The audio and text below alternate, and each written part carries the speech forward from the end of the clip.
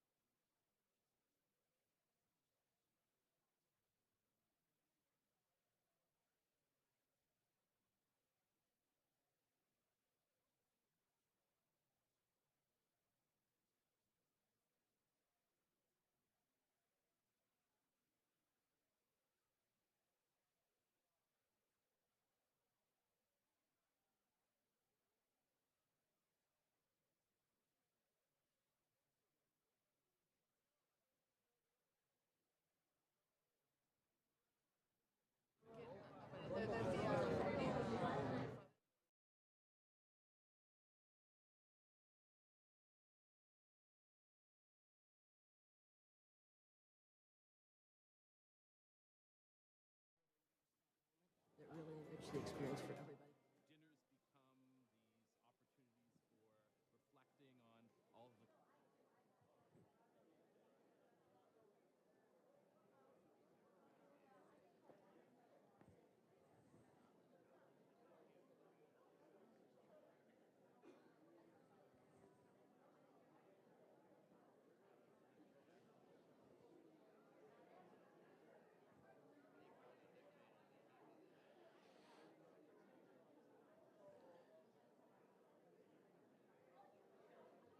Good evening, everyone. If we can ask you all to find your seats, please.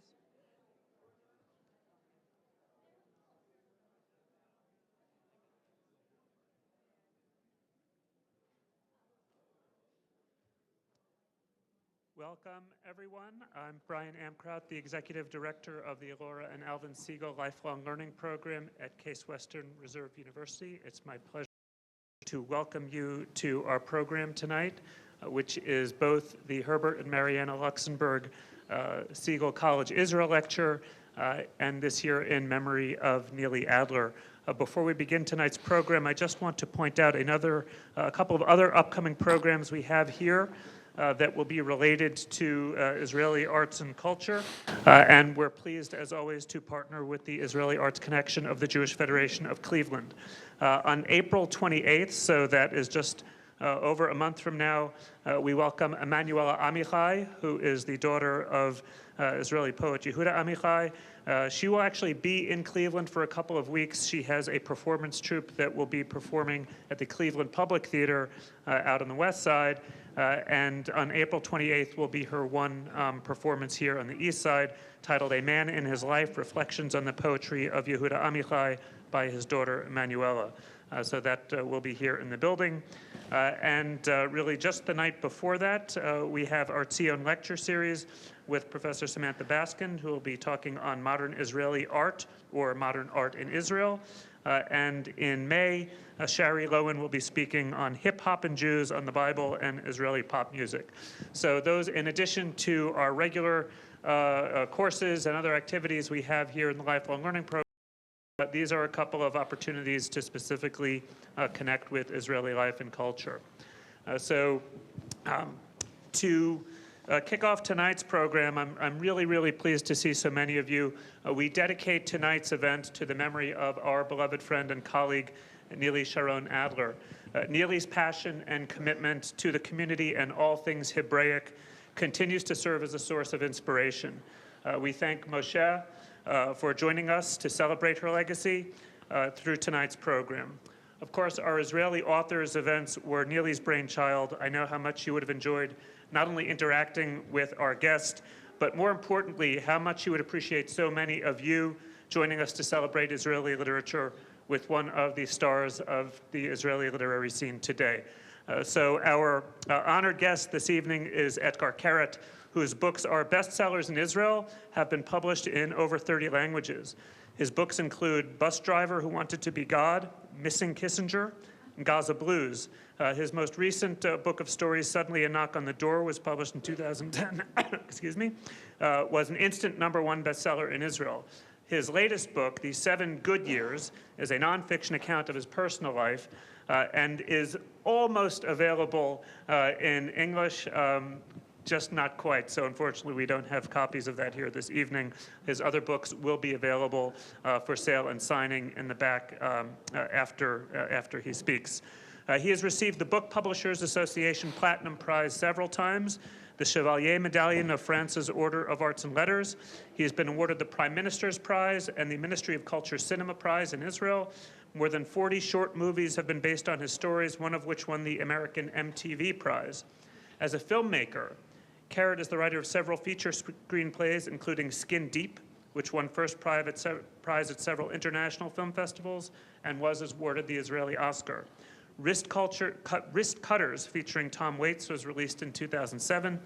Jellyfish, his first movie as a director, along with his wife Shira Geffen, won the coveted Camarade d'Or Prize for first Best Feature at the Cannes Film Festival in 2007. The animated feature film 999, based on several of Keret's stories, marries the tradition of Jewish self-flagellating humor with uncanny absurdity, showing miracles coexisting with the mundane, offering a beguiling view of what hope looks like in a hauntingly fragmented world. And sometime, when he finds some time away from all these creative activities, he also teaches at Ben-Gurion University. Please join me in welcoming back to Cleveland, Etgar Keret. Thank you. Thanks. Okay.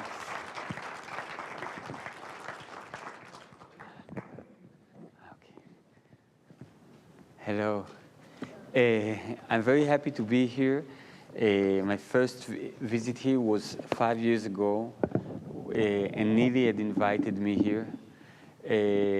I told her that I speak in many places, but that my talk here was very special because I always, when you come to speak, you know, you can meet wonderful audiences, but you always feel as a guest. And I said to Neely that with you, I feel at home.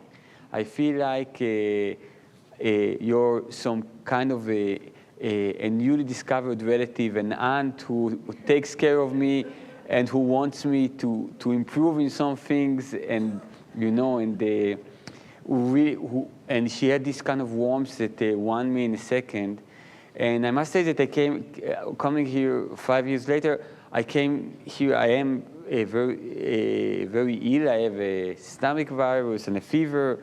And the moment I got here, all the people in this place started taking care of me and bringing me rice and looking for medicine. So I'm glad that this warm spirit that I first met here with Neely is still around, and that I can still feel here at home. The first story I want to read is, well, it's loosely connected to my father in a very strange way. I want to say that, you know, that many times when people ask me what is my greatest literary influence, I always talk about writers, you know, Kafka, Bashevis Singer, Shalom Aleichem, and other writers. But to be honest, I think that the strongest literary influence that I had was the bedtime stories that my parents had told me. My parents are both Holocaust survivors.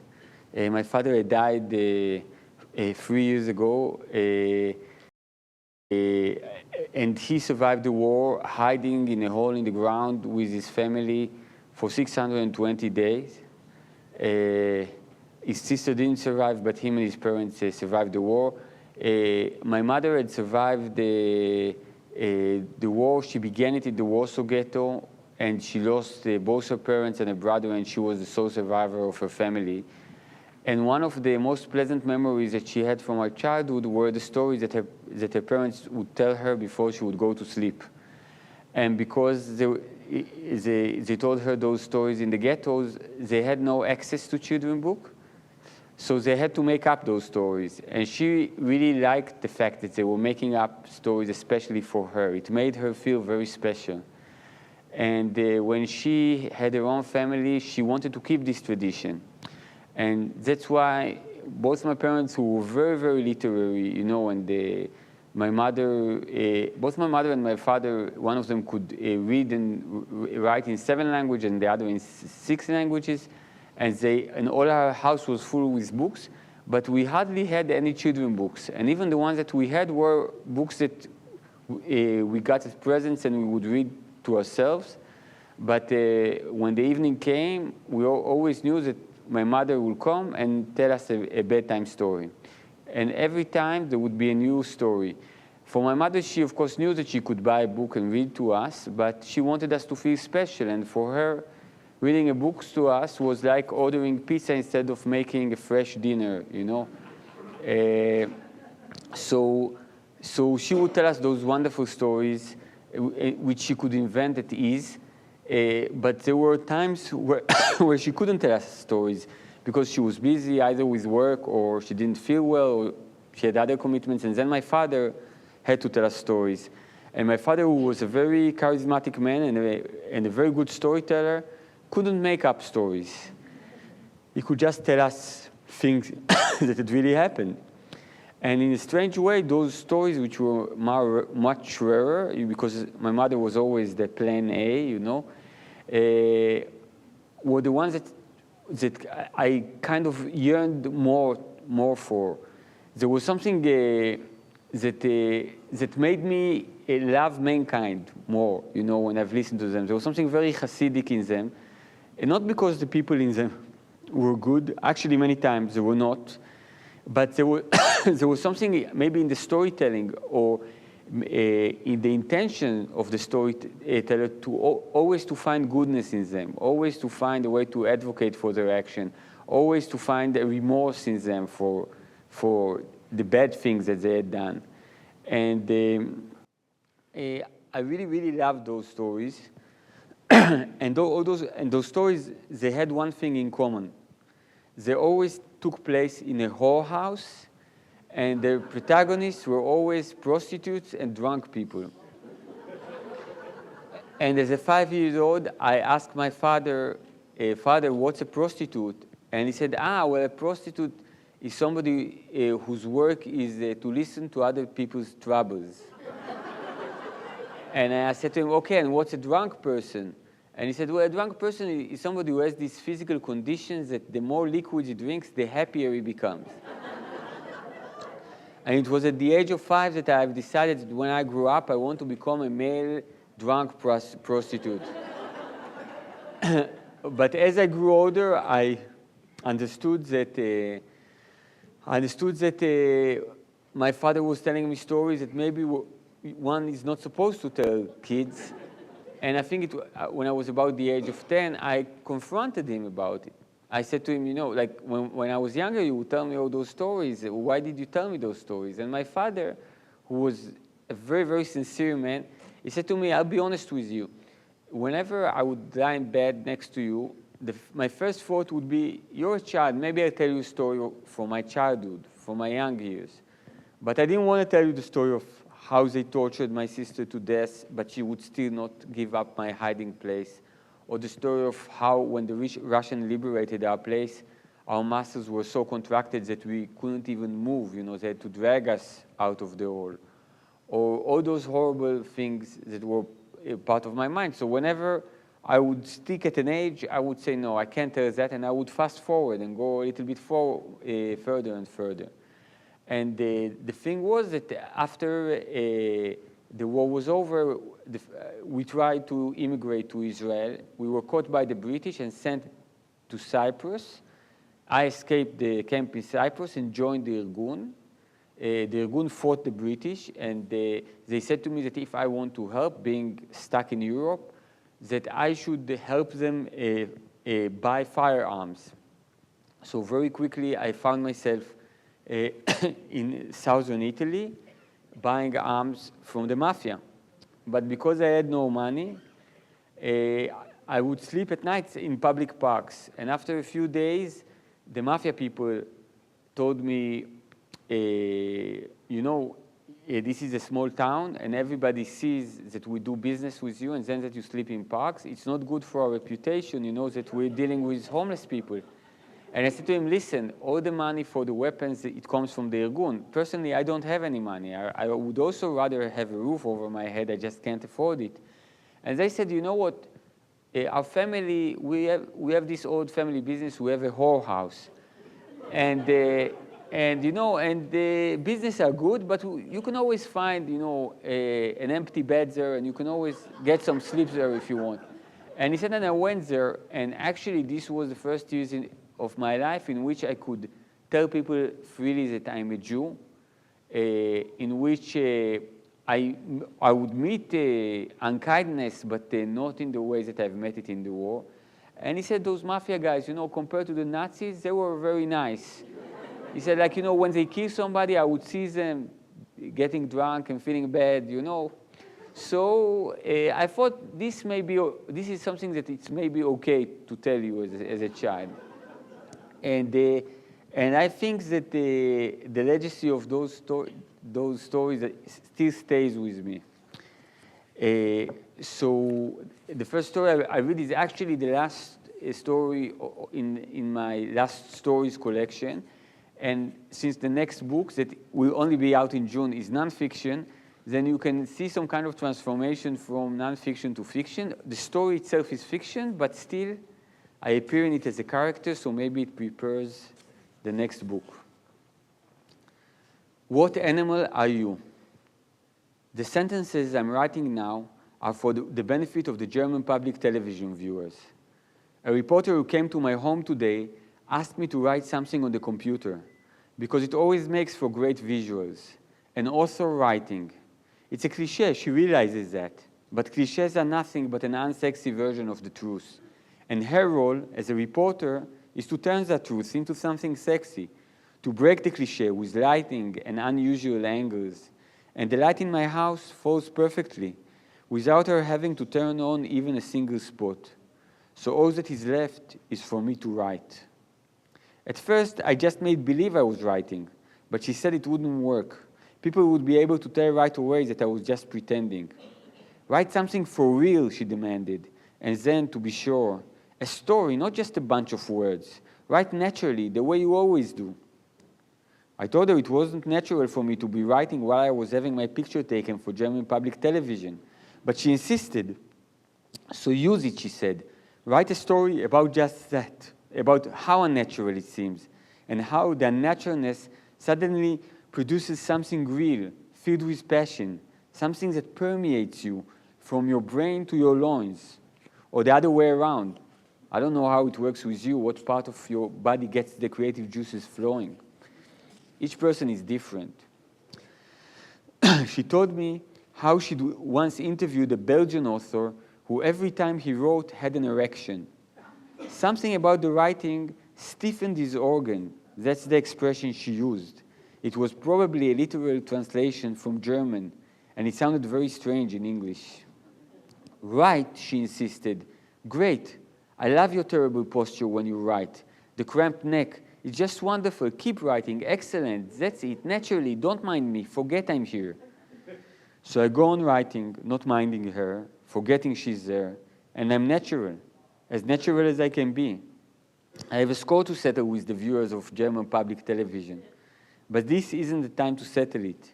This is the time to write things that will appeal. Because when you write crap, she's already reminded me, it comes out terrible on camera. My son returns from kindergarten. He runs up to me and hugs me. Whenever there's a television crew in the house, he hugs me. When he was younger, the reporters had to ask him to do it, but by now he's a pro. Runs up to me, doesn't look at the camera, gives me a hug, and says, I love you, Daddy. He isn't 4 yet, but he already understands how things work, this adorable son of mine. My wife isn't as good, the German television reporter says. She doesn't flow, keeps fiddling with her hair, stealing glances at the camera. But that isn't really a problem. You can always edit her out later. That's what's so nice about television. In real life, it isn't like that. In real life, you can't edit her out, undo her. Only God can do that. Or a bus if it runs her over. Or a terrible disease.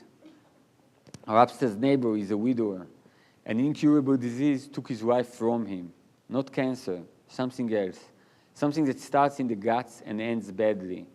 For 6 months, she was shitting blood. At least that's what he told me. 6 months before God Almighty edited her out. Ever since she died, all kinds of women keep visiting our building, wearing high heels and cheap perfume. They arrive at unlikely hours, sometimes as early as noon. He's retired, our upstairs neighbors, and his time is his own. And those women, according to my wife at least, they're whores. When she says whores, it comes out natural, like she was saying turnip. But when she's being filmed, it doesn't. Nobody's perfect. My son loves the whores who visit our upstairs neighbor. What animal are you? He asks them when he bumps into them on the stairs. Today I'm a mouse, a quick and slippery mouse. And they get it right away and throw out the name of an animal. An elephant, a bear, a butterfly, each whore and her animal. It's strange, because with other people, when he asks them about the animals, they simply don't catch on. But the whores just go along with it. Which gets me thinking that the next time a television crew arrives, I bring one of them instead of my wife. And that way it will be more natural. They look great, cheap, but great. And my son gets along better with them too. When he asks my wife what animal she is, she always insists, I'm not an animal, sweetie, I'm a person, I'm your mommy. And then he always starts to cry. Why can't she just go with the flow, my wife? Why is it so easy for her to call women with cheap perfume whores? But when it comes to telling a little boy, I'm a giraffe, it's more than she can handle. It really gets on my nerves, makes me want to hit someone. Not her. Her I love, but someone. To take out my frustrations on someone who has it coming. Right-wingers can take it out on Arabs, racists on blacks. But those of us who belong to the liberal left are trapped. We've boxed ourselves in. We have nobody to take it out on. Don't call them whores, I rated to my wife. You don't know for a fact that they're whores, do you? You've never seen anyone pay them or anything. So don't call them that, okay? How would you feel if someone called you a whore? Great, the German reporter says. I love it. The crease in your forehead, the frenzied keystrokes. Now all we need are an intercut with translations of your books in different languages so our viewers can tell how successful you are. And that hug from your son one more time. The first time he ran up to you so quickly that Georg, our cameraman, didn't have a chance to change the focus. My wife wants to know if the German reporter needs her to hug me again too. And in my heart, I pray she'll say yes. I'd really love my wife to hug me again.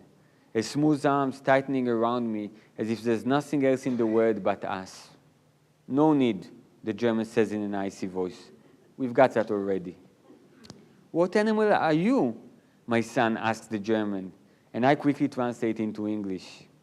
I'm not an animal, she laughs, running a long fingernails through his hair. I'm a monster that came from across the ocean to eat pretty little children like you. She says she's a songbird, I translate to my son with impeccable naturalness.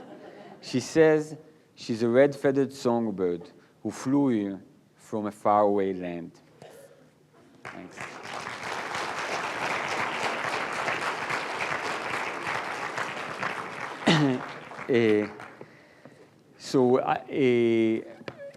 The second story I want to read is a short one. I think the story I have to tell about this story is probably longer than the story itself. But the thing is that I have a lot of things in my pocket. I always carry a lot of stuff in my pocket. In lectures, I can hide behind podiums, but when I go out, you see that I'm a guy who has lots of stuff in his pocket, and usually when I travel, I have much, much less. And the thing is that usually when I put something inside my pocket, if I don't have a good reason, I will not take it out, you know? And sometimes when this good reason presents itself, you know, and I can find a firecracker or a candy or a toothpick in it, you know, people around me are very grateful, so I had no incentive to change my habits. Now in Israel, it depends on which period, but many times when you go to shopping malls, they have metal detectors. And in one of my visits to a shopping mall, I went through the metal detector and beeped. And of course, the security guy, who seemed very bored and unhappy, he asked me to take all the things out of my pockets. And while I do that, all the other people have to wait. And I started taking things out of my pocket, and this seemed to be a never-ending process. And as I took all those things out of my pocket, I saw the guy kind of changes his mood, you know, from boredom into amazement, into contempt, into disgust, you know. And after that, when he saw that I don't have any bombs on me, and I started putting the things back, I really wanted to say something to him, you know. I really wanted to say something in my defense, you know, because I saw how he looked at me, and I really want to say to him, you know, I'm a good guy, you know. But usually in life, I don't know what to say, you know. So I got back home and I wrote this story. And the story is called, What Do We Have in Our Pockets? A cigarette lighter, a cough drop, a postage stamp, a slightly bent cigarette, a toothpick, a handkerchief, a pen, 2 5-shekel coins. That's only a fraction of what I have in my pockets. So is it any wonder they bulge? Lots of people mention it. They say, what the fuck do you have in your pockets? Most of the time, I don't answer. I just smile. Sometimes I even give a short, polite laugh, as if someone told me a joke. If they were to persist and ask me again, I'd probably show them everything I have. I might even explain why I need all that stuff on me, always. But they don't. What the fuck? A smile, a short laugh, an awkward silence, and we're on to the next subject. The fact is that everything I have in my pockets is carefully chosen, so I'll always be prepared. Everything is there, so I can be at an advantage at the moment of truth. Actually, that's not accurate. Everything is there, so I won't be at a disadvantage at the moment of truth. Because what kind of advantage can a wooden toothpick or a postage stamp really give you? But if, for example, a beautiful girl, you know what, not even beautiful, just charming, an ordinary-looking girl with an entrancing smile that takes your breath away, asks you for a stamp, or doesn't even ask, just stands there in the street next to a red mailbox on a rainy night with a stampless envelope in her hand and wonders if you happen to know where there's an open post office at that hour, and then gives a little cough because she's cold, but also desperate, since deep in her heart she knows that there's no open post office in the area, definitely not at that hour. And at that moment of truth, she won't say, what the fuck do you have in your pockets? But she'll be so grateful for the stamp. Maybe not even grateful. She just smiles that entrancing smile of her. An entrancing smile for a postage stamp. I'd go for a deal like that any time, even if the price of stamps soars and the price of smiles plummets. After the smile, she'll say thank you and cough again, because of the code, but also because she's a little embarrassed.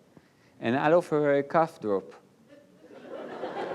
What else do you have in your pocket? She'll ask, but gently, without the fuck and without the negativity. And I'll answer without hesitation. Everything you'll ever need, my love. Everything you'll ever need. So now you know, that's what I have in my pocket.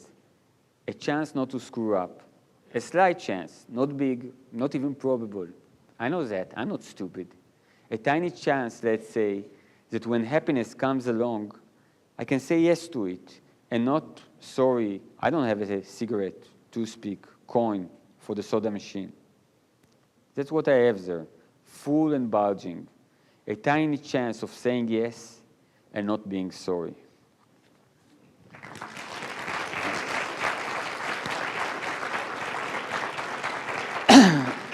Thanks.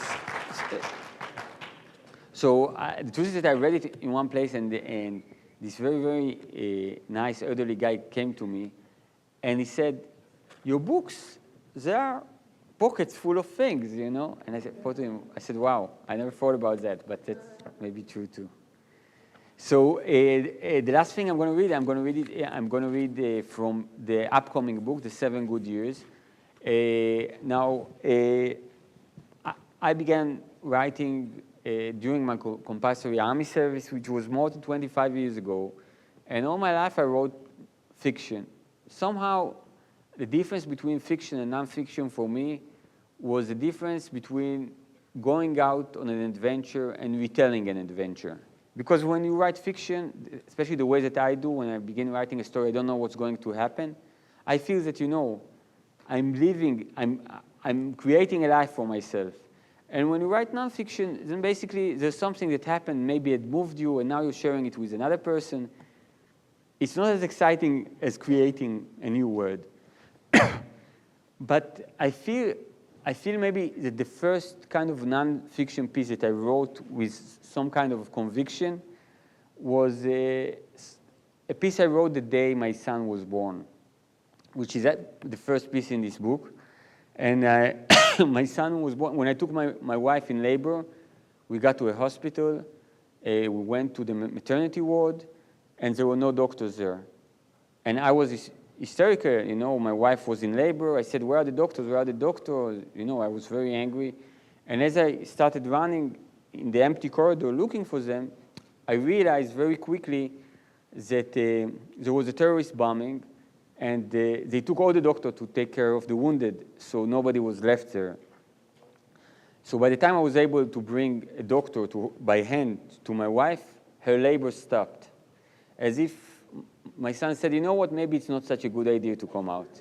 Maybe I'll stay, let me think about it, you know? And there was something so powerful in this experience, because I think that, you know, the thing I like the most about writing is metaphors, the way that you invent something that may be not real, but it's a kind of, it's a gateway to the truth. By making this metaphor, you connect to something that is real. And I couldn't help thinking that, you know, that life had delivered me this metaphor, you know, what had happened had resonated a lot of things that had to do with my fear of having a child.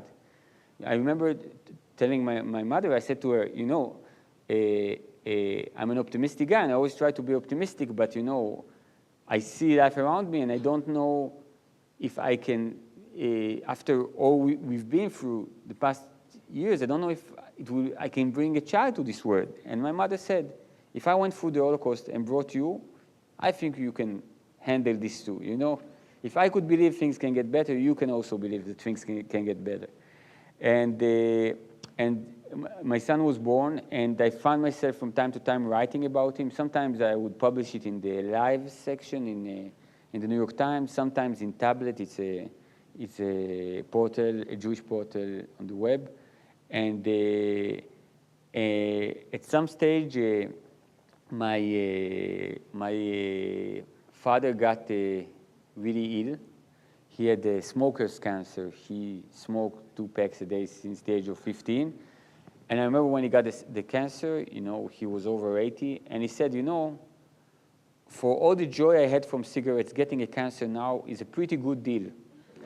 He said it's like, I don't regret it, you know. If they would tell me I would do this again, and he was the only person, you know, when I spent all his last months, we spent them together, that the things that he hated the most about the radiation tests, that during the radiation tests he wasn't allowed to smoke at the radiation treatments.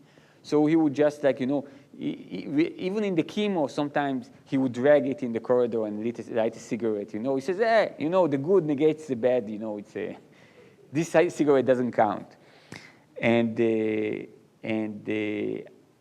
after my father, during his illness, I wrote a lot about my father. And I also started developing this kind of strange habit that when I would have events, I would start telling stories about my father. And at the Jerusalem International Festival, not long after my father had died, I told a story about him on stage. And after this event, in the audience was a writer that I call him my friend, even though we didn't get to meet so many times in life, but we feel very close. His name is Alexander Heimon. And he came to me, and he held my hand. He's a really, really big guy, you know. He's like he looks like a Cossack, you know. He's like big and bold, and he said to me, look at me, look at me. And I said, yeah, yes, you know. And he said, you got to write a book about your family. And I said to him, you know, I don't like writing nonfiction. You know, actually, you know, the only true story that I had, which I felt that had to be written, I convinced another friend of mine, Nathan Englander, to write it. I said to him, I can't write something that had really happened. You write it beautifully. And he wrote a story called Free Fruit for Young Widows, based on stories that had to do with my father.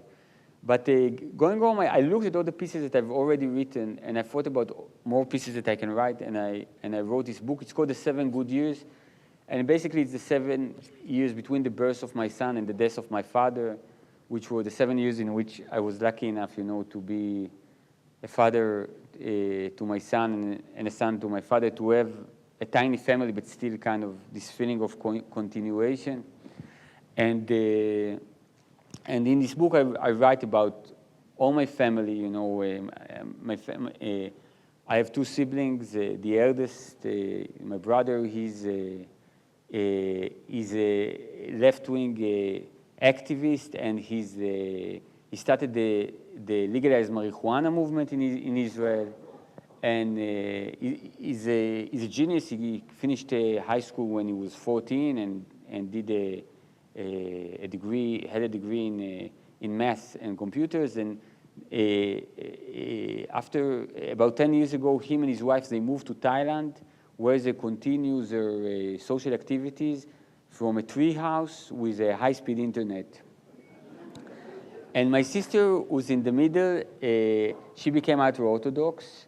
And she has so far 12 children and 13 grandchildren. The 13th one was born in Brooklyn less than a week ago, and she's 51, so I hope there will be more.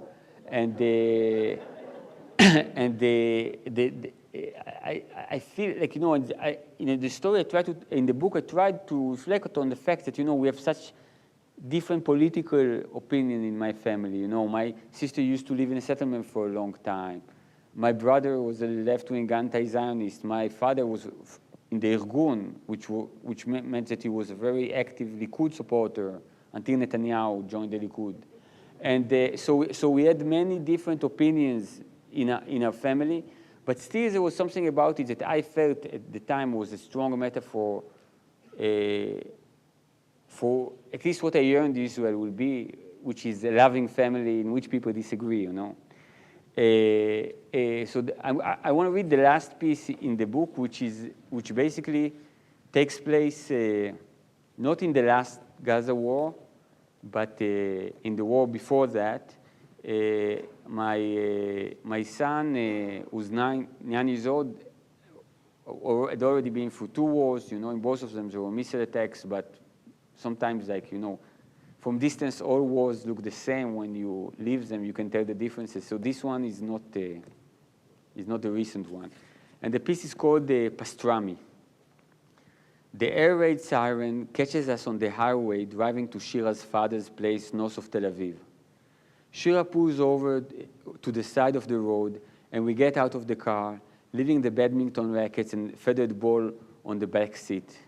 Lev holds my hand and says, "Daddy, I'm a little nervous."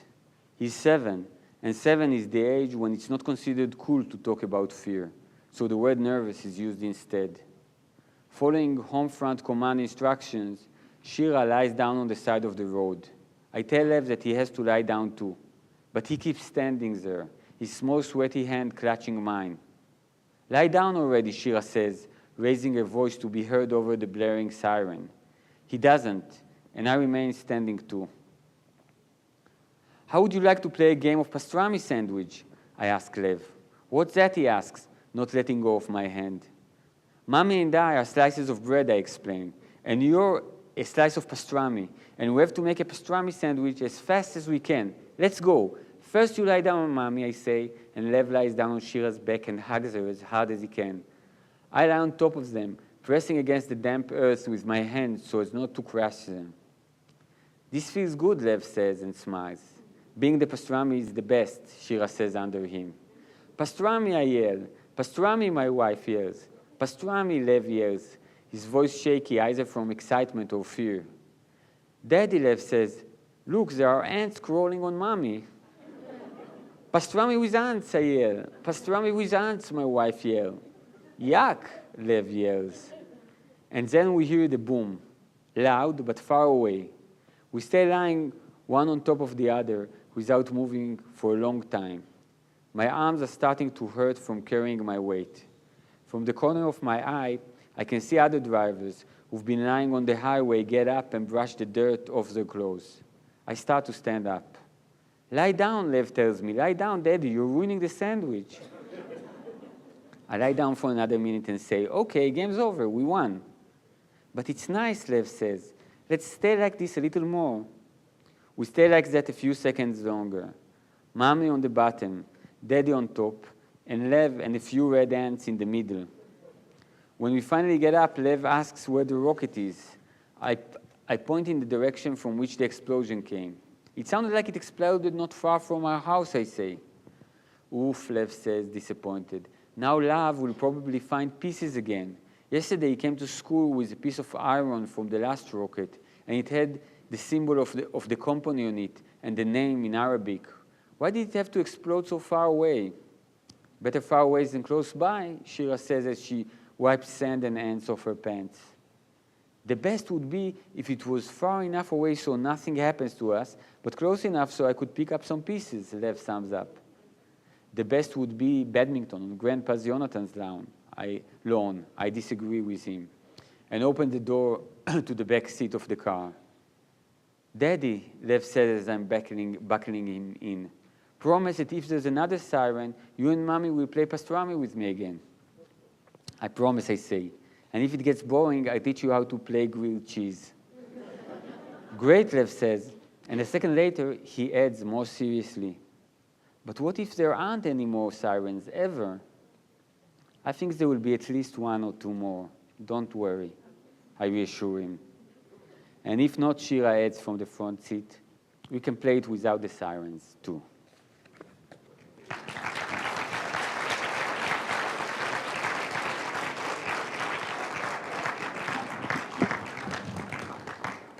So we certainly have time for questions. We have a couple of microphones at the front. Anyone who would like to ask a question, can you go turn that one on? Can please just make your way to one of the microphones. And I guess I'll start you off, Etgar. Okay. And if you can talk about how, I know you go all around the world, and has your experience changed over the years, and as an Israeli author going to different parts of the world?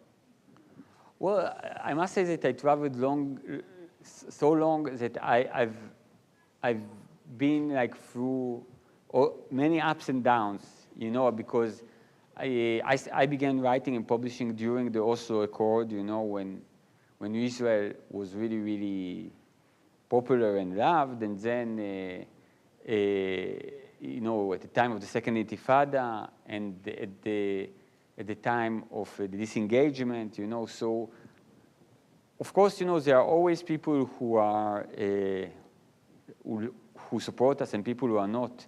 I wanted to say pro-Israeli, but I hate this term so much because not pro-Israeli, but I find it very reductive because I was once interviewed. I was in a bad mood, I admit, by a woman who was very obnoxious to begin with, and she said to me, an Italian journalist, and she said, just before the interview, I want to be honest with you, I'm pro-Palestinian. And I said to her, just to be honest with you, I'm pro-girls with big boobs. And she said, how dare you say something like that? And I said to her, why? I like girls with big boobs, what's the problem? And she said, you can't generalize all the girls. I said, well, if you can generalize all the Palestinians and all the Israelis, I said it's the same kind of act, the moment that you say I'm a priori pro someone, then you make him simpler than a human being, I love the people of Israel. I love many,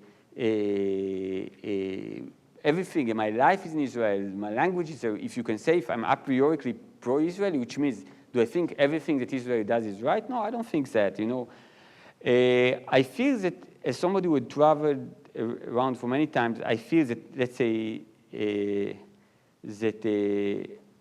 especially in Europe, but I think also in the US in the past year or so, especially after the war, it became much harder. It's like, if I count the intervals between the time, that I'm called a baby killer and that people shout to me that I have blood on my hands, then it's more frequent now than it used to be. A few months ago, Palabolis, the dance troupe, was here in Cleveland and did one of your stories. Could you tell us what it was like to work with the dance troupe, how that went? Yes, it was a wonderful experience, because first of all, I don't really see myself as a writer. I see myself much more as a storyteller. And as a storyteller, like if I could draw a story or tap dance a story, I would give it a shot.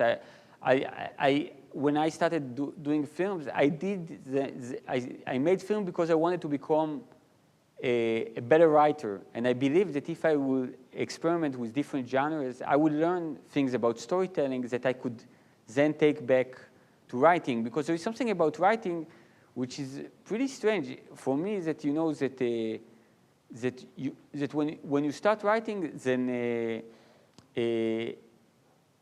basically what I write about is my interactions with human beings. But the more successful you become, the less interactions you have with human beings, or the less kind of interactions in which you're in a symmetric relationship with human beings. Because you know, when I come and speak on stage, and of course I can talk to people, but it's not the same as if I work with somebody in an office. So I always enjoyed collaboration, especially with other artists, trying to understand what they're doing, where it's coming from. When me and my wife were offered to work with Piloboulos, I said to them, listen, I don't think I'm your guy. And they said, why? And I said, well, to be honest, I never saw a dance show in my life. And they said, well, that sounds good. We always wanted to work with somebody who never saw a dance show in his life. You won't be affected by anything, you know. And when we came there, you know, in the beginning, we improvised together, and my wife and I and the people of Piloboulos, you know, we gave ideas, and the ideas turned into dances, and then we had to stop our process because one of the people we worked in got very ill. He had cancer, and he had to be treated. So we waited for a year. And a year later, when we came to continue the process, you know, they sent us the videos, and they say, oh, we saw them, and it's so great to continue this process. And I said to them, you know, a year had passed. I looked at them. I don't like them. And they say, why? And I said to them, you know, I think that in a sense, in this interaction, I became some kind of a second B-level choreographer. My wife is better than me, so you know, maybe she was an A- choreographer. But I said, you know, the things that I know is to tell stories. And they said, yeah, but you know, it's a dance. It's not Broadway. You know, we dance. We don't talk. We don't have a dialogue. You know, it's all through movement. The dancers create things. And I say, yeah, but you can still create a story like that. And they're amazing people. And they say, you know what? It's worth a shot. You know, let's do it. And basically, my wife and I and the three of the people of Piloboulos, we were just together, and we started by inventing a situation, a basic situation, which was about family. You know, the issue of family is. Did you see the dance? So I would say the grandfather has a lot to do with my father, but the show was called The Inconsistent Peddler, and the idea about it was that in every family there is always this person who peddles the family. On the stage, it's the one that goes on the bicycle. It keeps all the light on. It keeps the music. It keeps the movement. The moment he'll stop pedaling, everybody will kind of stop, you know, functioning as a family. It's always the guy who makes the call and says, let's go to Seder, or let's go visit the brother, or let's go visit the aunt, or makes peace between people who in the family who have a fight. And what I discovered is that I'm a peddler in my family. You know, my father used to be, and I inherited this peddling duty. But I discovered that people peddle in a different way.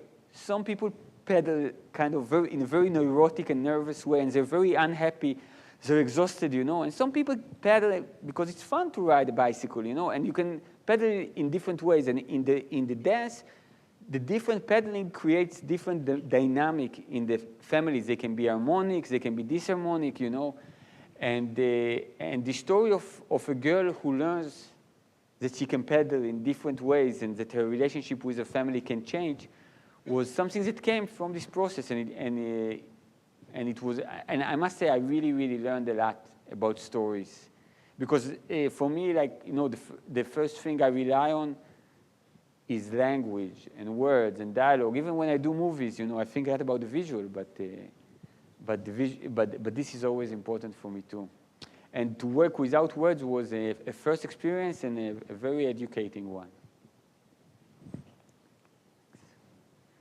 Your style of storytelling, both in written and in talking, is very intimate and somewhat exposed. Do you feel vulnerable when you write? Can you talk a little bit about your writing process and how it feels then once you have put this out there into the world, what that feels like to you as the author? Yeah, so I want to say that for me there is a huge difference between writing fiction and writing nonfiction. When I've published my the first collection of short stories, I had a story there that I wrote about a girl that I really loved, but I never told her that I loved her because she had a boyfriend. And we were like those platonic friends, you know, pretending that, you know, that everything's okay. And this story began as a birthday card. You know, when you write to somebody, I wish you, you know, that you have a wonderful year and stuff. But as I wrote it, there was some kind of bitterness getting into it because it had to do with the fact that, you know, we were in one relationship, I wanted to be in another. And very quickly I said, this is not a birthday card. So I put it aside, you know, wrote something standard, bought a box of chocolate and get on going. And this card stayed on my table and I found myself writing a story from it. But when I wrote this story, I said to myself, you know, I can't publish this story, even though at the time me and the girl were not in any contact, but I said, you know, she's going to read it, she's going to call me, it's going to be awkward. I won't publish this book. But as I wrote in, I'm sorry, I keep digressing all the time. That's very Jewish of me. But I have a story that the protagonist is a hired killer. And the guy says that whenever he gets an envelope, before he opens it, he knows he's going to kill the guy. And he says, it doesn't matter if it's a child, if it's a smiling elderly woman, I know I'm going to kill them. He says, because in my business, you either kill them all or you don't kill them at all. If you say this guy doesn't deserve to die, nobody deserves to die. You want to do this work, you do this work. So in a sense, I felt the same about publishing a story. I said, I wrote a good story. You know, if it will get me into trouble, if it will put me in an awkward moment, I'll have to handle it. And to prove myself I'm brave, I even put it as the first story in my first collection. And I published it, and at the time, me and that girl, we didn't speak to each other in a year. The day the book hit the stand, she calls me. I pretend to be surprised. She says to me, you know, I bought the book, and I read the story you wrote about me, and I cried. And I said to her, what story? And she said, don't lie to me. You know that we both know that you wrote a story about me. And I said to her, I didn't write any story about you. And she said, I can prove it to you. And then she started talking about details, but in a different story. And I quickly admitted that it was about her. That story was actually a story I wrote about my sister. And you know, and after that, like, you know, after apologizing for not saying it on the start, you know, and wishing her and her boyfriend, who was now her husband, wonderful lives. They got divorced after a few years. But after that, you know, I realized this great truth about fiction, that when I write, you know, I don't retell things that had happened. What I write about an emotion, and this emotion is very, very abstract, but I put it in something that is structured. And what happens is that when people read it, you know, I can read it on stage and cry.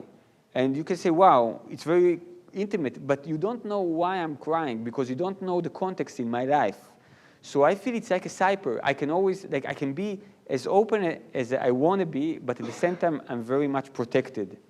But with nonfiction, it's not the same. And I must say that I feel that this was always for me a turn of dealing with nonfiction, you know, because when you write nonfiction about something that had happened, it had happened, you know. The person, your father is your father, your son is your son. It's not like those stories that I can say to you, the son is not my son, it's me when I was a child, you know. So it doesn't work this way. People sometimes read it this way. You know, I have a story, Breaking the Pig, and in the stories there is a bullying father. So many people say, your father was that bad? And I say, it's not about my father. It's me at school. When I was in elementary school, that's how I felt, you know. So when I wrote this book, I think that one of the things I felt very ambiguous about publishing it. And the compromise I've reached with myself was that I'll publish it, but not in Israel. I wrote it in Hebrew, but it was edited in English.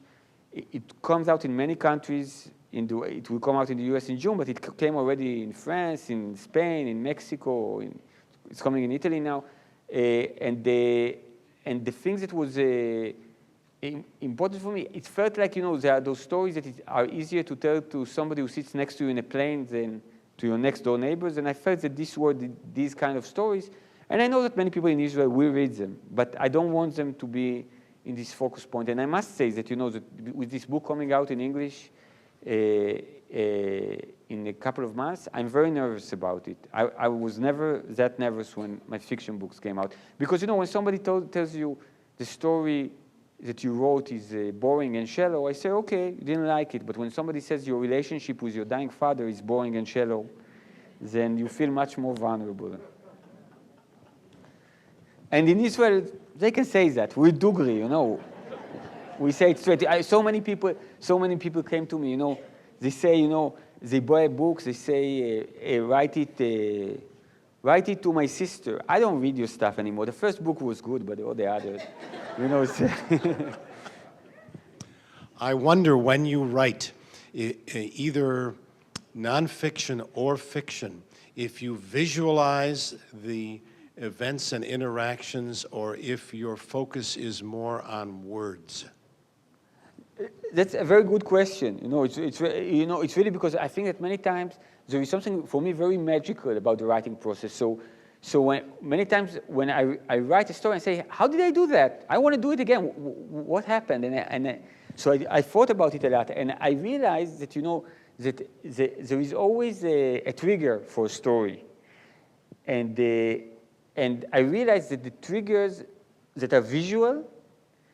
Let's say I have a story, the bus driver wanted to be God, and it came from a woman that I saw begging to a bus driver that he will open the gates of the bus, like looking up at him, and it looked like, she's praying to God. So I wrote it in a third-person narrative because I saw it, so I was a bystander looking at it. And stories that come from a sentence or a word that I hear, I usually write in first person. Because I take this sentence in and it becomes a monologue, and then I become the speaker. But I think that that some of them come from visual things, and some of them come from speech and language. Although my wife says, not in writing, but in general, that I'm too much in the language and not enough in the world around me. Okay. Wow.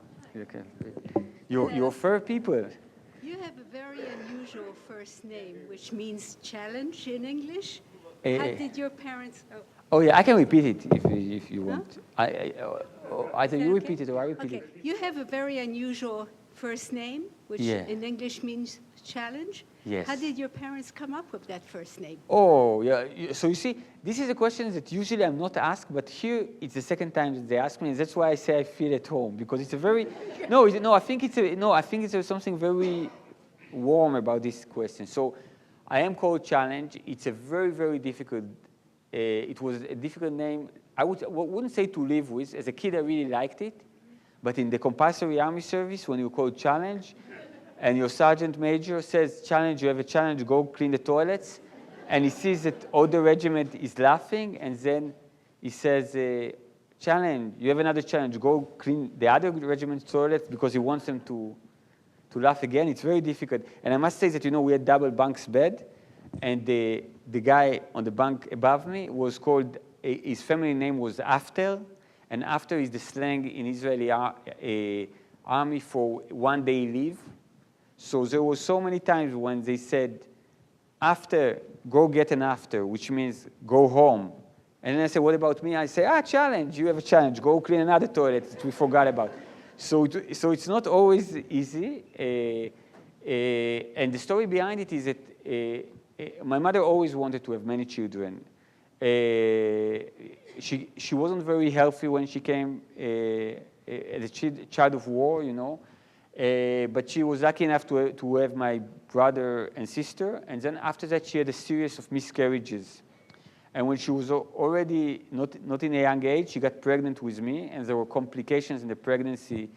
And I got this disease when you become yellow, jongitis or something. And the embryo cord was tied around my neck. And the doctor said to her, he's going to die anyway. So we better take him out in pieces, so you still be alive. And, you still have 2 children home. We must have an abortion. And my mother said no. And the doctor said to her, you will die. So she said, my husband is a good man. He'll take care of my 2 children. And she insisted on having a cesarean operation. I was born in 6 months of pregnancy. I weighed less than 1 kilo. I was totally yellow.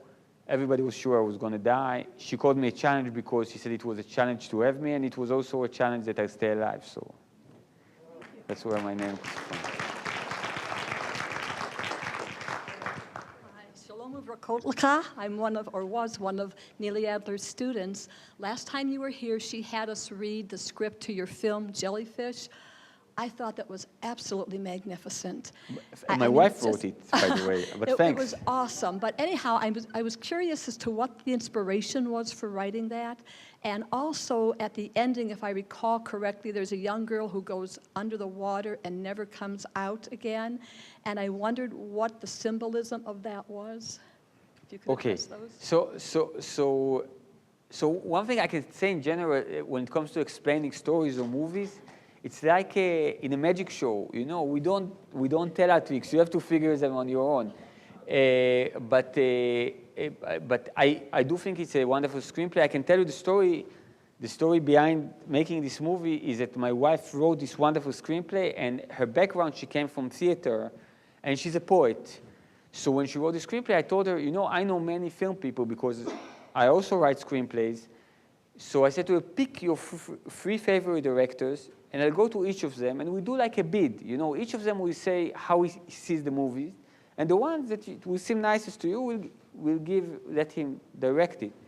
And we gave them to those 3 directors, and none of them wanted to direct it. And and one of them was a very close friend of mine and a wonderful director. He said, because she's your wife, you think it's a screenplay, but it's an 80-page poem. It's not a screenplay. It's not how you write a screenplay. And I was very angry, and I said to my wife, we don't need them. We can direct it on our own. And my wife said, but we've never been on a set, and we never studied how to direct.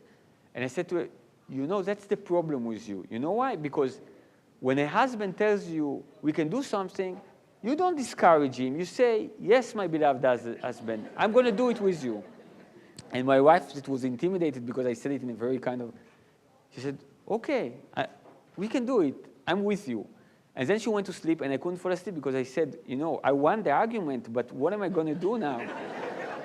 and for me, it was a very, very interesting process. Also, what excited me about it was directing a screenplay I didn't write, but was so close to my life. And I won't tell you about the little girl because I want it to be open for any interpretation. But what I can tell you, that if you remember the last shot in the movies, they meet the ice cream man. So the ice cream man is my father, my late father. Yes. So, and by the way, it was very difficult to direct because when you're an ice cream man, you have a big box of popsicles, and before we started shooting, somebody from the production came and said, your father ate all the popsicles. So. But he was just right for the part. Can I ask in Hebrew? What? Can I ask in Hebrew? Yes, and I will translate it in my beautiful accentless English. אוקיי. אז הרבה מהסיפורים שלך הם בנקודת מבט של ילד קטן או נער. למה? Okay, so the question is that many of my stories are from the point of view of a child. Why do I write many stories from the point of view of a child? So I can tell you something very interesting, because until this day, you know, my son is 9 years old. I find it much easier communicating with children than communicating with adults. Not only with my son, with his friends too. There is something that it's easy. I feel that there is something about me that I think I'm more attentive to subtext than to texts. And with children, the subtext and text are closer to each other. When they're unhappy, they cry. When they're happy, you know, with grown-ups, many times the gaps between the two, they cause a lot of complications. For me, it causes a lot of miscommunication. By the way, I must say, in the US, it happens to me much more in Israel, because in Israel, we're more kind of, you know, straight. But many times, you know, when somebody, let's say in my publishing house in the US, says something and means something else, I say, but he said that, so he probably, you know, it's like I was a Sundance advisor in the Sundance Institute, Robert Redford Sundance Institute, and you meet all those movie stars, and before you leave, they give you their phone numbers, and they say, if you're ever in LA, call me, I have a big house, come and sleep in my, there was another Israeli there, and he saw that I collect all the numbers, and he says to me, why do you collect them? I said, I go to LA, you know, why pay for a hotel? You know, this guy, you know, he must have a big house. And he said, they say it, they don't mean it, you know. So it made me throw those numbers away. So with children, it was always easy for me to understand them. And I think that there was something in the child point of view that I feel it's like, let's say, if life is, you drive inside a car, then when you're a child, people ask you to get into the car.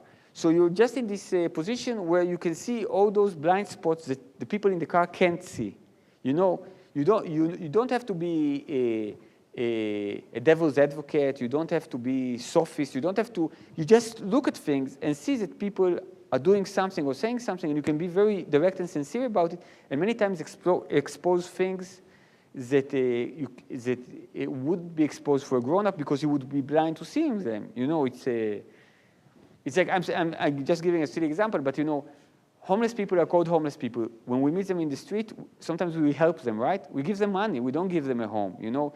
But my son could say to me, if he's homeless, why? We have an extra bed, why don't we take him, you know? So it's a valid question. As a grown-up, I wouldn't ask myself that question, you know? So that's what attracted me to the child point of view.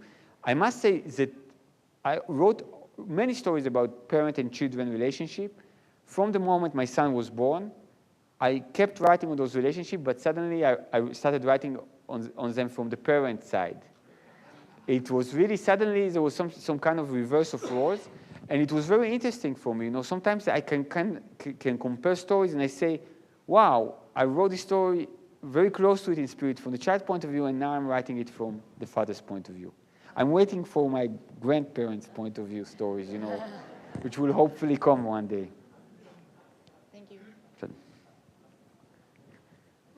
In your last book of short stories, there's like one of the stories called Lyland. Lyland. And I was fascinated with it, and I was curious what's the background and where it came from. Lyland, yeah. Well, Lyland, first I want to say that it's a story about a person who finds a way to get to a world, and in this world, every time we make a lie, this lie is created. In the sense that, let's say if I come and I say, you know, I was late for work because my car hit a dog and I had to take him to the vet. So there is a limping dog in that word. And the story is basically about this guy. When he enters there, he meets his first lie, he meets other people's lie. He befriends a lie of this young Russian woman immigrant. And this lie, he's this uncle that whenever she doesn't want to do something, she said, my uncle had a stroke. My uncle was attacked by a pack of wolves. My uncle was hit by a bus, you know, and this guy, he already lost his hands. He can't see in one eye. He's limping, you know. And when, by mistake, he meets this girl, he wants to convince her to stop making those lies and making different lies instead. I think that I made this story because I think that for me there is something about writing stories that is basically lying. You know, it's really, you write things that are not true about characters that never existed. And the things that I kind of tell myself is that there are different kinds of lies, you know. In the stories, there is this kind of part where he talks about, it's like when he discovers that every time he lies, it's created in the world, he starts telling positive lies. Like, you know, I couldn't come because there was this woman I met, she won the lottery, I had to give her a ride to her son. But what he discovers is that when you tell positive lies, people tend not to believe you. When you say, but this kind of responsibility for your lies and the fact that you create things in the world, it seemed to me close to fiction. And it also helped me talk about things that I really believe. You know, I lie sometimes, you know, and more than most people. And I don't feel guilty about that. I feel guilty about many things. You know, if you have the time, next weekend there will be a piece from the book in the New York Times Weekends magazine. They have the live section, so they'll have a piece there. And in the piece, you see, when you read the piece, it's a piece about me lying. And the part that I'm lying, I have no problem about. I lie to my kids. I'm totally fine with it. The part in which I'm actually not lying is the part that I was very embarrassed about. So I feel that, let's say, lying is like a hammer, you know. If you use it to put a nail in the wall and to put a nice picture, it's okay. If you hit somebody on the head with it, it's not right. But the fact that we a priori put all lies in one box, you know, it's like being a pro-Palestinian, you know. So I'm saying, you know, don't be anti-lies. Just look at the intention of the person who's telling them. Did he tell it out of compassion? Did he tell it out of malice? Was it egocentric? Was he trying to help? You know, I think it's about that. I can ask in Hebrew too? Yeah, you see, I'm a very good interpreter. הרבה מהסיפורים הקצרים שלך מופיעים בבחינות הבגרות ונלמדים בבתי הספר. האם אתה חושב שזה הולם שילדים נחשפים לשפה בוטה שיש לך בסיפורים, ועוד במקצוע שמשדר רצינות? מה המשפט האחרון? שפה בוטה, ומה היה אחרי זה? ועוד במקצוע שמשדר רצינות. משדר רצינות. כן. אוקיי. I try to interpret it properly. The question is that many of my stories are in the high school curriculum, and students have to learn them for their final exams. And the question, do I think it's appropriate that children will read the stories that have explicit language in a profession that is supposed to be serious, right? Yeah. Well, first of all, you know, explicit language is very, very serious. You know, many people talk to me in explicit language, and they were very serious. I had to run very fast, you know, after they talk to me like that. But what I want to say, you know, I think that some people have a mistake when they think that literature's role is to beautify life.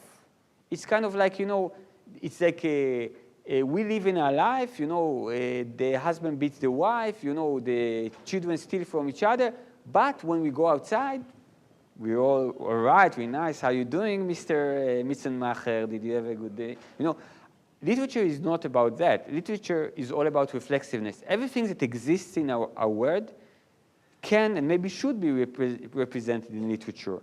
If you look at the Israeli high school curriculum, then one of the books being learned is Crime and Punishment by Dostoevsky. It's basically a story about a student who kills a woman who didn't do anything to him and falls in love with a prostitute, you know? And it's not a story my father made, you know, Dostoevsky wrote it. So you say, why teach children stories about, you know, can't they teach a story about somebody who grew up and became a doctor, you know? Why should they tell a story about a killer? I think that, you know, I think that there is something, maybe I digress a little bit, and I tell you what I think that literature is all about. I think that literature is basically some kind of an exercise. Like when we go to the gym, we exercise our muscle. When we read, we exercise our muscle of empathy. What we do is that when we read, we enter a different world, we enter a different mind, we enter a different context, and we learn, in a sense, what it means to be a different person in our world. And I think that we allow ourselves to do that just because it's not real, you know, because I can say to you, let's say if I wrote a book about an immigrant, an Afghani immigrant taxi driver who comes to Cleveland and his family is in Afghanistan, and he sends them money, you know, and he writes poems for his child, you know. I would love to read this book, you know. I would love to see the immigrant neighborhood in which he lives. I would love to cry with him when he writes those letters to his son. But if tomorrow when I go to the airport, the driver will start talking to me, you know, I say to him, excuse me, I'm writing an email. Okay, sorry.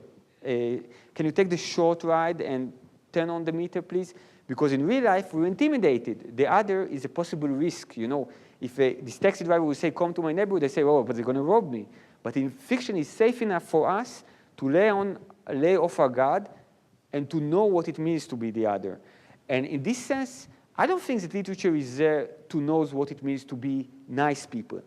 Nice people, we're not scared of them even in real life. And I don't even believe in this concept of nice and not nice people. I think, you know, it's not that I'm a relativist, but I think that all of us have an unnice side to us. I think that the morality of stories that we learn from stories doesn't come from Star Wars. You know, when you see a movie and you see in the movie Luke Skywalker fighting with Darth Vader, and he's good, and Darth Vader is bad, and he kills Darth Vader, and the good guys wins, this doesn't give you any moral lesson. Because you know why? Because when ISIS people see this movie, they also identify with Luke Skywalker. Everybody in the story of his life, everybody is a good guy, you know? I think, but when you read Crime and Punishment, you say, wow, here's a guy who could be me, and he kills somebody. Maybe I should be careful, you know? This is the place where I think literature gets its real importance. So, of course, when I write about a difficult situation. I write about people who use harsh language, you know. I use curse words. I don't try to go only to the safe zones. I actually try mostly to go to those zones that would make me feel some unrest. You know, if I read a story, and when I read all the stories, there isn't even one sentence about which I'm uncomfortable, it's not a good reading for me. There's always, you know, I know myself well enough. There's always a sentence in which I stutter a little bit, or in which I look at the audience and hope that the audience doesn't feel that I look at them. Or I say, oh, maybe I shouldn't have read that. You know, it's like really, it's like I can tell you when I read What Animal Are You? There is this bit there where he says racists can take their anger out on Arabs. Right-wingers on Arabs. I don't remember how it goes. Racists on blacks. So I read this story in Harlem to a black audience. When I was, you know, I was behind the podium. My knees were like this. But I read the story because the story is not about how it's cool to be racist. You know, the story is the statement. It doesn't matter what words I use. When you dig under them, I talk about a sincere emotion that I don't think that anybody should have trouble with. The fact that I fix that doesn't necessarily mean that the readers will think that, but that's the thing that motivated me to write it. Yes. Many people think that maybe writing can be taught. I wonder if you believe that anyone has helped to teach you, or if you have been taught to improve your writing in some way. Well, it's funny because, you know, when I started writing, I came from a town, you know, Ramat Gan, and in my neighborhood, I didn't know any artist. You know, when I wrote stories, I didn't even know what I'm doing. I read books, but I didn't have any reference or any guidance whatsoever. But I think that the lessons that I've learned were actually lessons from life, which I adapted into writing. You know, when I see, let's say, my sister, she's religious, so through her, like to be close to her, I've read many Hasidic stories. She's a Breslaver. I learned a lot from Hasidic stories. You know, my father's, the way he dealt with the word, I learned a lot about writing from him. My mother, people I know, and of course from writers. I think that first and foremost, what you learn from writers is that usually when you sit down and you want to write, there is some kind of a confined space. You know, you say, let's say, the first thing you want to do when you sit down and you want to write, you write in high register. You want to write nice sentences. You want to write something that is important, you know, there's always this kind of feeling. And I think that when you read fiction, like all those boundaries, you see that it's as if there was a wall, and then you see Kafka takes a step to the right, and there is no wall anymore. So they kind of broaden and broaden the space, and they give you courage to do it yourself. But, you know, so in the beginning, I was very kind of, I wouldn't say anti, but I was very suspicious about teaching writing. Today, I'm a professor in the Ben-Gurion University, and I give writing workshop. And the first thing I say to my students, I say to them, this is not a lesson. This is a support group. This is like an AA meeting, you know. We will each get up and say, my name is Edgar, and I write stories. What can I do? I like it, you know. And in this confined space, we will have that things that we don't have in the outside world, which is basically, in the world, the last thing people need from us is to write stories. You know, I mean, like if I don't take my child from school, you know, he'll cry. You know, if I want earn a living, my wife will shout at me. You know, if I won't visit my mother, you know, she'll give me a long face. But if I don't write, nobody will do anything to me. So I think that creative writing workshop can create this atmosphere in which you have a group that wants to read your stories and wants to comment on them and doesn't see it as a chore. I think that it's a system that is good for some people and very bad for others. I think that it is very, very individual because it's a very intimate relationship. So I think that, let's say, many good writers are not necessarily good workshop instructors, or I would say that some people are good for one student and not good for the other. And I always say to my students in the first lesson, I say to them, listen, if you go home and you say, I'm not sure it's good for me, then it's not good for you, you know. But if you feel that it does give you some kind of support and backwinds, then keep coming. And I have a story, by the way, in the Sunday Knock on the Door called Creative Writing, which I think is just about that. It's about creative writing workshop. Thank you.